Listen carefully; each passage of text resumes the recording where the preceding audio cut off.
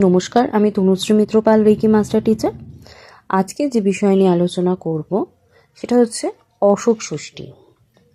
এবছর ষষ্ঠী তিথি কতক্ষণ থাকবে, ষষ্ঠী পুজোর উপকরণ ও ব্রত পালনের নিয়ম, এদিন কি খাবেন কি খাবেন না, কি নিষেধ আছে শাস্ত্র অনুসারে, এবং সন্তানের মঙ্গলের জন্য মায়েরা এই ব্রত অবশ্যই পালন করুন। চৈত্র মাসের ষষ্ঠী তিথিতে অশোক ষষ্ঠী পালিত হয়। বিশেষ করে বাংলা ও ভারতের পূর্বাঞ্চলে অশোক ষষ্ঠী পালন করা হয়। অশোক ষষ্ঠীর ব্রত চৈত্র মাসের শুক্লা ষষ্ঠীর তিথিতে পালিত হয়। এই দিন মায়েরা অশোক গাছের কুড়ি ভক্ষণ করেন। চৈত্র মাসের শুক্লা তিথিতে সন্তান ও পরিবারের মঙ্গল কামনায় মহিলারা অশোক ষষ্ঠী পালন করেন। এই দিন উপবাস থেকে শুদ্ধাচারে মা ষষ্ঠী দেবীর পূজা করা হয় এবং অশোক গাছের কুড়ি, দই ও মুগ কলাই দিয়ে ব্রত ভঙ্গ করা হয়। এটি পরিবারের শোক বা দুঃখ দূর করতে পালন হয়। অশোক ষষ্ঠী পালনের নিয়ম: ব্রত উপবাস, ষষ্ঠী তিথির উপোস বা নিরামিষ আহার করা উচিত। এদিন অন্ন গ্রহণ নিষিদ্ধ। ষষ্ঠী তিথিতে অশোক ষষ্ঠীর যে পুজো হয়, সেই পুজোর বিধি কি আছে? মা ষষ্ঠীর পুজো বা অশোক গাছের পুজো করা হয়। বিশেষ করে অশোক ফুল দিয়ে পুজো করা হয়।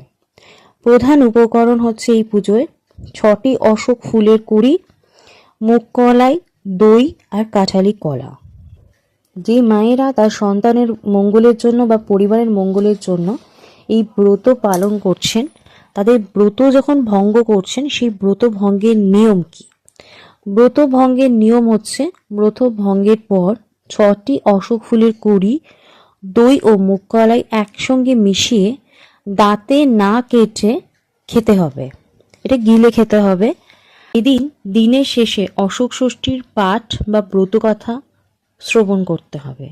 সেটা অত্যন্ত শুভ বলে মনে করা হয়। এই দিন যারা ব্রত পালন করছেন তাদের উচিত মেঝেতে কম্বল পেতে ঘুমানো। এই দিন রাগ করা বা তিরস্কার করা একদম উচিত নয়। অনুসারে এই দিন অশোক ব্রত পালন করলে সংসারে শোক প্রবেশ করে না। এই ব্রতীরা কি খাবেন? এই দিন অশোক ষষ্ঠীর ব্রত সম্পন্ন করার পর শাস্ত্র অনুসারে এই দিন ব্রতীরা সাধারণত ফল আহার, দুধ, মিষ্টি খেতে পারেন। শাস্ত্র অনুসারে এই দিন কোনো খাবার নিষিদ্ধ বা খাওয়া যাবে না। এদিন অবশ্য করে ভাত বা চালের কোনো খাবার সম্পন্ন করা যাবে না বা খাদ্য গ্রহণ করা যাবে না।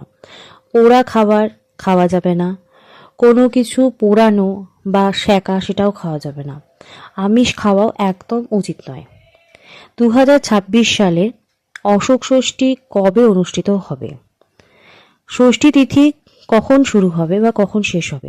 2026 সালে অশোক ষষ্ঠীর সময়সূচি ব্রত পালিত হবে 24শে মার্চ 2026, বাংলার 9ই চৈত্র 1432 মঙ্গলবার। ষষ্ঠী তিথি শুরু হচ্ছে 23শে মার্চ 2026, বাংলার 8ই চৈত্র 1432 সোমবার রাত 9:37 থেকে।